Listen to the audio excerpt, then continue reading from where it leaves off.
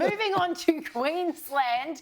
Premier Miles has come up with a solution for homelessness, which we know is rampant in his state. He's just buying hotels now and whacking people in them. Here's his tweet today. We've just bought this vacant hotel in South Brisbane. Note, it wasn't vacant before he bought it, but now it is. To give homeless families a safe place to stay because every Queenslander deserves a roof over their head. Buddy, this isn't addressing homelessness. Why are they on the street? Why are they homeless? How can we get them back on their feet? It's certainly not buying up several hotels and transforming them into some sort of halfway house. This is the fourth hotel.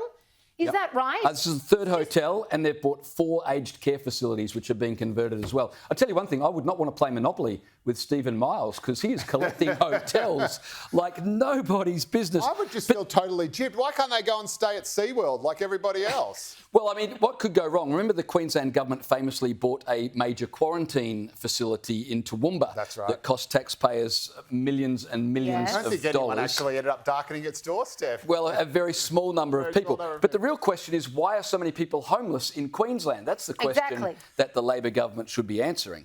Well, I think there are homeless people everywhere, obviously. That goes without saying. The strange thing There's is... people camping on the Particularly in banks of the Queensland, Brisbane River. That's right. And people who are living on the street are actually a tiny minority of the overall homeless population. It is a tiny little fraction. So people sort of think, oh, it's people living on the street. We'll just put them in a hotel room and that solves the homelessness problem. They're not homeless anymore. In fact, the vast majority of homelessness is people living in insecure accommodation, so staying with relatives or friends, couch surfing, living in their cars, all that sort of stuff. And so they actually already do have a roof over their head. So putting just a basic roof over their heads, like you say, it doesn't solve the problem. It doesn't get them a job, a steady income, and safe and secure and affordable housing. So I'm just not quite sure what this thing is. I mean, we know during COVID, governments were able to move very quickly and find hotel rooms for homeless people, but actual rough sleepers. And again, this is just a tiny proportion. But then when COVID goes, the hotels fill up again or whatever, or the money just runs out, those people are back to square one. So unless you're getting